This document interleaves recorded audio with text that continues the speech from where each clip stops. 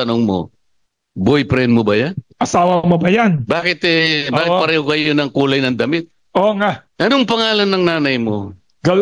Boyfriend mo ba yan? Asawa nga. Tingnan po ninyo yung Quadcom. Napansin niyo po ba kung ba tayo ako sumama dyan?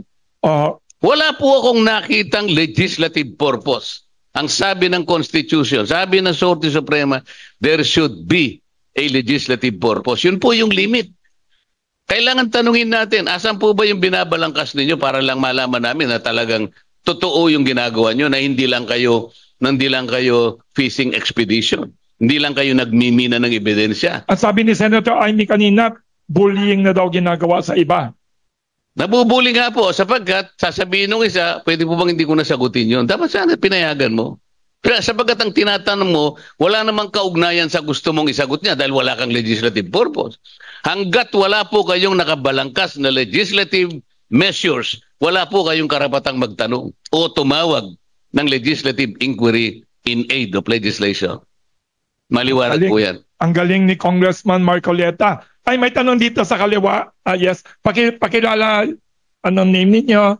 Yes. So, good afternoon po, Congressman Marcoleta. I'm Mean Dumagit po from EuroTV.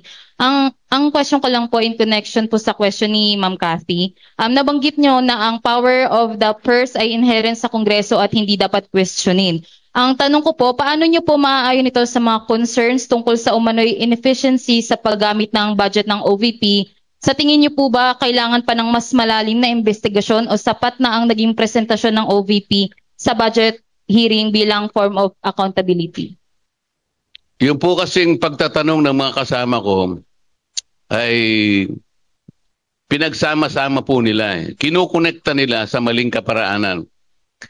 Yung pong tinatawag na budget briefing ay ipanahon po para lahat ng ahensya, kasama na po yung Office of the Vice President and even the Office of the President, para ilahad lamang po sa amin, ito po yung aming budget proposal. Sample po yung budget ng OBP, 2025. Sa tradisyon po namin, yung dati namin ginagawa, magmula po na ako'y pumasok sa Congress, 13 Congress po, nandyan na ako, 2004. Tatlong Vice Presidente na po ang nakita ko na nag-propose ng kanilang budget. Noli de Castro, Jojo Binay, Leni Robredo. Ang tradisyon po, dahil siguro sa paggagalangan sa tatlong dakilang bahagi ng ating pamahalaan, hindi na po tinatanong pagka pinag-uusapan is the proposed budget. Propose lang. Pinapasok po nila yung accountability. Yung accountability po, papasok lamang kapag nandun na tayo sa pagkakagasta ng budget. Hindi yung mismo nagpo-propose lang. Ang tinatanong nila, hindi naman ng 2025, ang tinatanong nila is 2023 budget. Huwag niyong pagsamahin yun, sabi ko sa kanila. Kaya tayo nagkagulo sapagkat nakikita ko na yung pamumulitika. 2022, wala pang awayan noon, ang Vice President natin, si Sara Duterte, they took only 13 minutes to dispose the budget. 13 minutes. Kasi proposal lang. 2023, wala pang awayan, 22 minutes. Kaya lang humaba ng konti because somebody objected. Pero ganun din ang nangyari, 22 minutes, tapos na yung budget. Bakit po 2024 nag-away kami? So ang tinatanong ko, are we now setting aside this tradition? Yung paggalang sa bawat isa? Huwag mong ipapasok yung accountability because that's another matter. Another agenda. The reason why the Office of the Vice President in so far as the confidential fund is concerned was issued a notice of disallowance, ito yung ebidensya that she is accountable. Yung pagkaka-issue ng notice of disallowance is an evidence that each and every office should make an account. Walang makaliligtas doon. Walang makakiiwas doon. Ang problema po, ang sabi ko sa kanila, do you know the nature of a notice of disallowance? Kasi puro bagito eh. Hindi naman nila, sabi ko, the notice of disallowance is a mere notice notifying that office that it should clear some of the things that she needs to produce. Halimbawa, wala po yung supporting document, wala po yung ibang requisites na kailangan para po maging allowed lahat ng expenditures. Ba't kayo ang nagtatatanong? Inisyuhan pa lang August 7, 2024. That means the Office of the Vice President has 6 months to be able to make an explanation. Bakit tayo nang naglululundag na pati yung salitang naglululundag, ayaw nila. They were so eager, gigil na gigil lahat, trying to jump on the Vice President. Wala na po yung galangan eh. Ang sabi ko, kung ganito tayo, ba't yung budget natin sa House of Representatives? No one is questioning. No one is defending. Did you know that? Walang tumayo para i-depensa yung budget namin. Na siguro higit na malaki kaysa budget ng Office of the Vice President. Nobody stood up to question our budget. Why? Paggagalangan nga po eh. Office of the President, dumating ba yung President? No. Yun pong accountability will come in dun po sa pagsisiyasat kung tama na yung pagkakagasta. Hindi pa ako nakapagpapile ng sagot ang Vice President. Tayo nang gusto. Bakit? Convicted na ba siya? It's a mere notice. It's not even a final judgment. So it is contestable. So it is appealable. So mukhang publicity stunt. Politicizing. Mining for evidence. Preparatory to the filing of an impeachment complaint.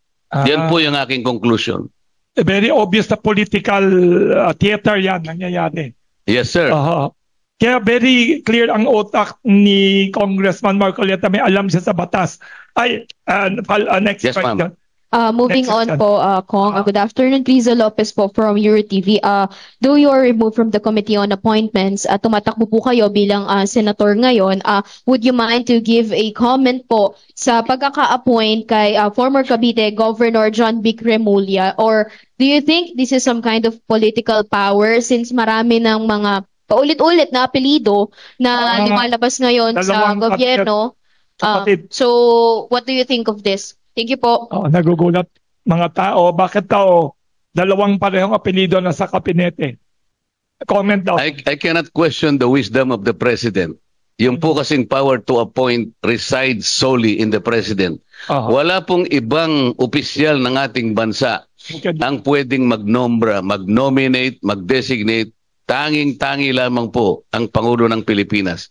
Pero yung kanyang appointment na yan o yung kanyang nomination will be subjected to a commission. Para sa ganun po, yung merit and fitness of any appointee or designee of the President will be somehow evaluated in the Congress and assessed by a commission and appointment. Ito po ay isang independent commission designated by the Constitution itself.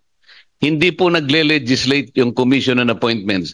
Kahit na po yung 12 ay members of the House of Representatives and the others are senators, their duty is not to legislate. Their duty is to make certain that the appointee or the designee of the President is competent to do his job. Ngayon po, wala na po ako sa commission on appointment, so I will not be able to exercise that duty anymore.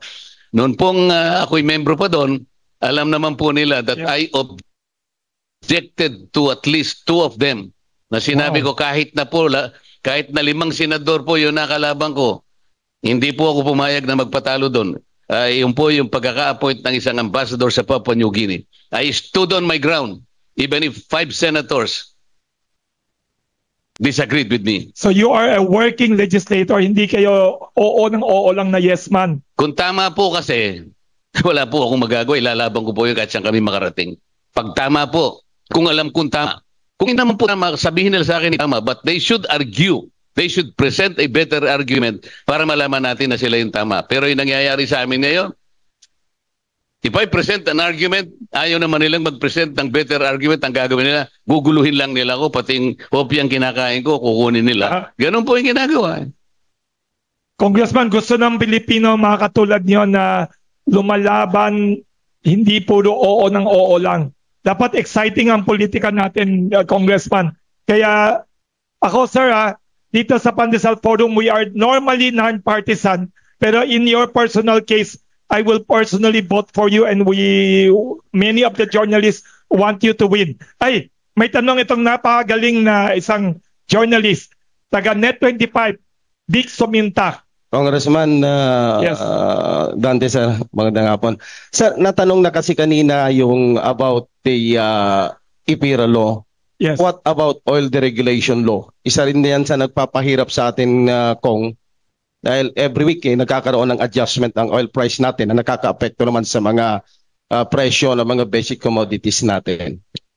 Kaya nga kailangan nating may ayos yung ating mga regulatory agencies.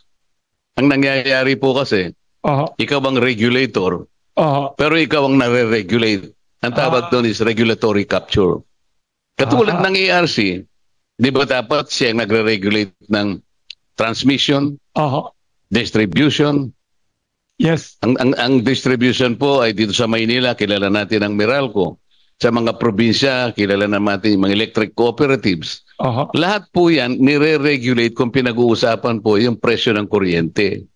Kaya lang, kamukha po nang nangyari itong nakaraan, kaya po nila ako inalis sa Energy Committee. Inobjekan ko po yung isang panukalang batas na kung saan yung Davao Light, kukunin po yung service area ng existing electric cooperative na kung tawagin ay Nordeco. Sabi ko, pag ginawa nyo dyan, mamamatay yung Nordeco, wala nang competition. So kahit mura ngayon, kunwari, ang ino-offer ng Aboitiz, later on, itataas niya dahil napatay niya yung kalaban. Competition is the one that will lower and rationalize the price of electricity. Kung papatayin mo yan, wala mangyayari. Sa Zamboanga City, sinabi ko rin yun, huwag nyo nga alisin ka ako yung management contract. Kasi pag namatay yan, mamamatay naman yan, papasok na naman ang Aboitiz. Sa puro Aboitiz na lang ba kahit tayo? Puro oligarchs na lang. Paano bababa ang kuryente na yan? Dapat may competition pala, no? Dapat may competition. Pagkatapos, pangatawanan ng regulatory agency ang kanilang function. Kaya naman sila nandun para magbantay nga. Ang problema, bantay sa lakay yata yung mga iba. Dapat bantayan nila for the sake of consumers, hindi for other vested interests. Napakarami po na ating mga regulatory agency na isa-isahin po natin silang ipatawag para sa ganun ay ma-assess natin, matanong natin sila at magkaroon sila ng pananagutan sa ating mga kababayan bakit hindi nila ginagawa at bakit hindi natutupad yung pangunahing layunin kung bakit ginawa ang napakaraming batas na yan sana ay para sa Pilipino, para sa tao. Ba't pa tayo gumawa ng batas kung hindi na naman natin pala ipatutupad ng maayos? Yes. Para kanino ba yung mga batas na yan? Para itago natin sa cabinet? Oo nga, sayang naman. Ang galing. Kung what about doon sa issue ng excise tax sa mga imported oil products? Mga detalye na lang ito. Ang pinag-uusapan natin dito, yung batas tingnan nating mabuti at yung nagpapatupad. Madali nating ma-pinpoint. Isa-isa. Madali nating ma-pinpoint isa-isa. Yeah. Thank you very much. Ang galing. Alam niyo, nakikita ko sa inyo, Congressman Marcoleta, hindi lang kayo defender ng rule of law, defender pa kayo ng consumer rights. Wala tayong mga consumer advocates sa mga politiko natin. Thank you. Baka may additional na tanong kayo dyan, huwag kayo mahiya. Mag-raise ng hand lang kayo. Paano kayo naging ganyan, Congressman Marcoleta? Alam ko, anak kayo ng magsasaka. Paano kayo nainis sa abusadong mga public utilities, sobrang mahal na kuryente? Kasi alam natin, pag abogado, kongresista, siyempre hindi nyo na-feel yung mataas na presyo ng mga bilihin. Paano kayo naging ganyan? Naging idealistic, galit sa abusadong mga saka matataas na cost of living ho? Siguro dahil ako'y nanggaling nga sa mahirap, at alam ko kung paano maging mahirap, naramdaman ko, naibuhay ko yung buhay ng maraming mahihirap. Di nyo nakakalimutan pinanggalingan ninyo? Yung pinanggalingan mo na yun, hindi mo makakalimutan kahit kailan. Ang totoo niyan, kaya ako ginagawa lahat ito. Para sana sa mga susunod na taon, ay ang pangarap ko kasi, mawala na yung mahihirap. Yes ho. Kapag nawala na yung sektor ng mahihirap, yun kasi yung sektor na ginampanan ko, na nirepresent ko sa Congress. Kahit mawala na ako sa Congress ka ako, at least yung aking objective, nawala yung mahihirap. natapos ko rin. Oho. Ibig ko sabihin, natulungan ko sila. Wala nang naghihikaos, wala nang masyadong mahirap, wala na akong sektor. O kahit magtanim na lang ako ng high value crops, okay na ako, di ba? Kaya lang, ang ibig nang mangyari ng iba, pumunta ka na lang sa Senado kanya para kahit papano, makatulong ka pa rin, mabigyan mo kanya ng konting improvement yung quality ng Philippine Senate ngayon. Yun Yes. po yung sabi nila. I-elevate ang quality ng politika at saka Senado ng Pilipinas. Sir, may tanong pa dito ho. Kailan kayo first naging napasok sa public service? Anong edad? 2004, 13th Congress. Oho. Kaya doon kayo napasok dyan, naisip ninyo na pumasok sa politika para tulungan ninyong baguhin ang pamamalaan. No, I was a very young lawyer at that Yes, time. Ako mag-isa. I am a single practitioner, sabi nga nila. Ako yung driver, Wow. ako yung abogado, ako yung tagawa ng pleading, ako nagpapile. Kaya lang kayang-kaya ko naman gawin yun dahil bata pa ako noon eh. Oho. Kaya lang kukunti ang natutulungan ko kasi nag-iisa lang ako eh. Oho. Hanggang sa dumadami yung Natutulungan. nagpapatulong pero hirap naman ang katawan ko. Naisip ng mga kaibigan ko, baka gusto mo kanyang subukan natin yung Congress through the party list system para sa ganun, mas marami kasi sigurong matulungan. Ganun po yung nangyari. Hindi ko naman pinagsisihan sapagkat mas marami nga akong natulungan at na-represent ko pa yung mga mahirap. Saka Sa sumikat maraming kayo, sir. pagkakataon. Sumikat kayo out of 300 congressmen and congresswomen. Kayo isa sa pinakamatalino at saka malakas ang loob. Sir, may nagtatanong dito, isang journalist. Ilocano daw ho kayo siguro kasi taga-Paniki kayo. Marunong ba kayo mag-Ilocano? Marunong din po ako ng Ilocano dahil ang aking asawa ay Ilocana. Yes. Pero ang talagang salita ko ay Kapampangan. Kaya kung gusto nyo, puro Kapampangan na lang tayo. So masarap ang pagkain sa bahay ninyo. Magaling kayo magluto. Kung marami kang iluluto, kagaya ng Iluluto. buhay namin, nung kukunti ang nailuluto namin, kaya Magsasaka. hanggang doon na lang kami. Ilang porsyento sa tingin nyo, sir, ang mahirap sa Pilipinas ngayong 2024 na hangarin ninyo iangat sana?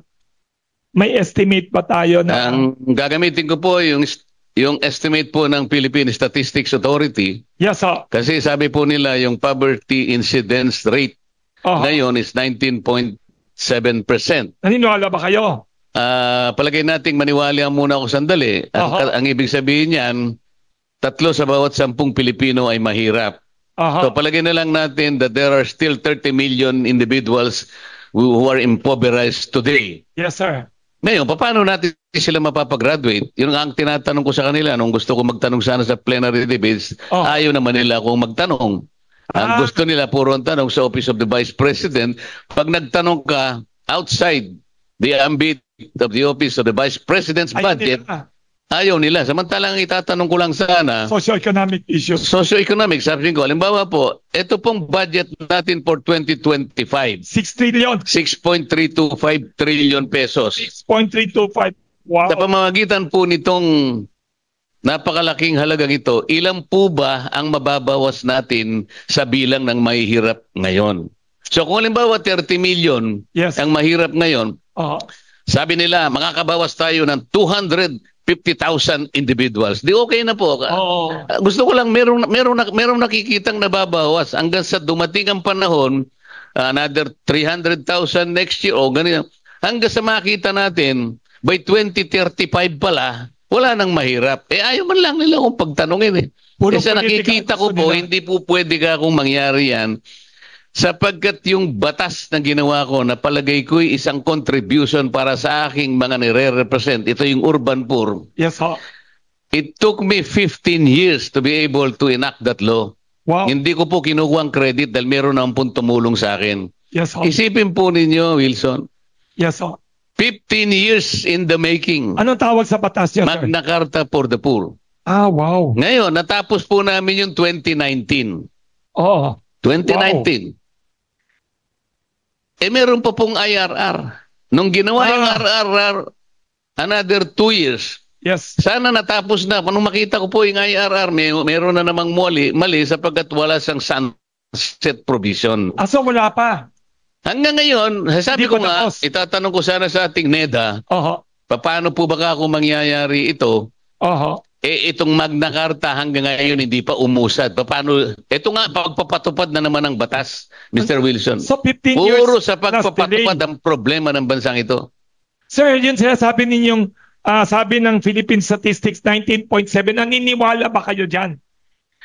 Naniniwala naman ako na meron talaga tayong ganun kahirap pa ng mga Baka Pilipino. Palagay mo na lang na nandun na nga, pero ang importante, paano natin babawasan yan?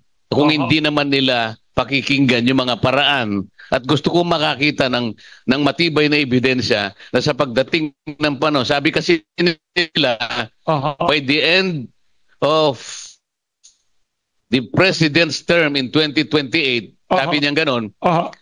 we would have seen a single digit poverty incidence rate. Ang ibig Wow. sabihin, Wow. 9% na lang. So wala na yung 19.7%. 9% na lang sabi niya. Wow. Gusto kong malaman kung ma-achieve nga yung 9% na yun at the end of the president's term in Yes. 2028. Sabi ko, meron din akong estimate na hindi nyo magagawa unang-una the Magna Carta of the Poor kahit minsan hindi pa umusad. Anong gagawin natin dito? Very troubling question. Ang galing. Alam nyo, may ganyan pala na hindi umuusad. Ang bababuti nandiyan kayo, sir. Ay, riniremind ako na may shooting kayo, taping. So, we have time for one more last question. Tapos, sir, papalik kayo one of these days ulit, ha? Kasi napakagaling ninyo. Ang dami nyong sinasabi na hindi natin alam noon. We have time for one last question. Anybody sa media friends? Sino gusto mo one last question? Yes. Yes. Nagtatanong sila ng parting message. Congressman Dante Marcoleta, do you have a closing statement to summarize all your appeal, your state to the public, your statement to the public? Anong message ninyo itong magulong panahon ng mundo, ng ekonomiya ng mundo, politika? Anong hangarin ninyo para sa Pilipinas saka sa pagkandidato ninyo bilang senador? Marami po tayong pagbabagong gustong gawin, pero nakikiusap po ako sa ating mga butante.